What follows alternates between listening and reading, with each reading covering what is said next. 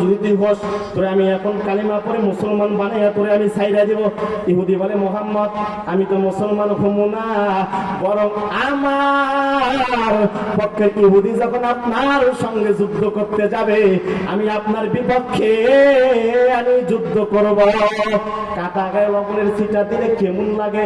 নবী বলে তুই যদি মুসলমান হোস তোরে আমি এখন মাফ করে দিব, কিন্তু ইহুদি বলে আমি মুসলমান হব না, আমি মুসলমান হব না। মুসলমান ভাইরা রে আমার, একটু এইখানে তাকিয়ে দেখেন নবী কেমন এইখানে দয়া করেছেন। নবী এই সময় ডাক দিয়ে বলেছেন ইহুদি ধর তোর তরবারি, তুই এখন বাসার মধ্যে চলে যা। নবীর এই রহমতের, নবীর এই বরকতের, এই নবীর এই রহমতের বরকতের সে ধারণা পাইয়া, নবীর এই রহমতের বরকতের সে নিদর্শন পাইয়া, নবীর দয়াল দেখিয়া ইহুদি তরবারি নিয়ে বাসার মধ্যে চলে গেল। পুরা কওমকে কালিমা দাওয়াত দিয়া নবীর হাতে কালিমা পড়ে মুসলমান হয়ে গেল। রাহমাতুল লিল আলামিন নবী, রাহমাতুল লিল আলামিন নবী, কোরআনে প্রমাণ উম্মত বিনে কে বুঝিবে আমার দ্বীনের নবীর শান। বলতে পারেন কি সকলেই? আমার সঙ্গে বলুন রাহমাতুল লিল আলামিন নবী, কোরআনে প্রমাণ আশিক বিনে কে বুঝিবে আমার দ্বীনের নবীর শান। উম্মত বিনে কে বুঝিবে আমার মায়ার নবীর শান। নবী আমার মদিনারই বলবো,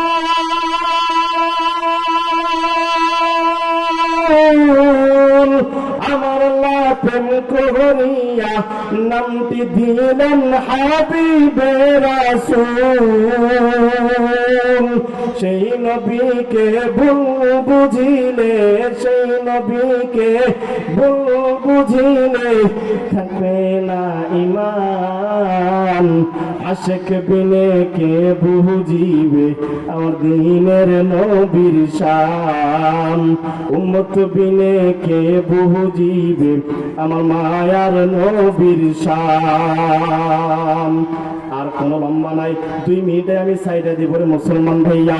এখনো যারা এদিক সেদিক বাজারের মধ্যে ঘোরাঘুরি করতেছেন, বিশেষ করে ভলান্টিয়ারদের জন্য আমি বলতেছি আপনাদের দায়িত্বগুলো ঠিক মতো করেন, রাস্তাঘাটে যাতে কোনো গ্যাঞ্জাম না হয়।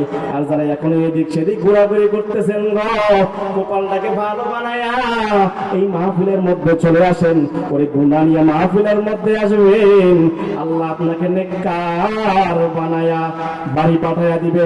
কিন্তু যদি আপনারা এই মাহফিলটাকে আপনারা একটু যদি গুনাহ করার কারণে পুরো জাতির যদি গুনাহ হয়, আমার আল্লাহ পাক রব্বুল আলামিন কাল কিয়ামতের ময়দানে সবাইকে গুনার কারণে জাহান্নামে দিতে পারে। অতএব যারা আমরা এখন আসতে পারি নাই, প্লিজ চলে আসি এই ময়দানের মধ্যে। আপনি আমি গুনাহগার হয়ে আসবো। আপনি এখন চিন্তা করতেছেন জামানাটা ভালো না, জামানাটা মন্দ হয় কেমন জানি খারাপ হয়ে গেছে, আপনি আর কি বলবেন? আজকে থেকে অনেক আগেই তো কবি বলে দিয়েছে, ওরে এই জামানার মানুষগুলো মানুষ নাকি বলে,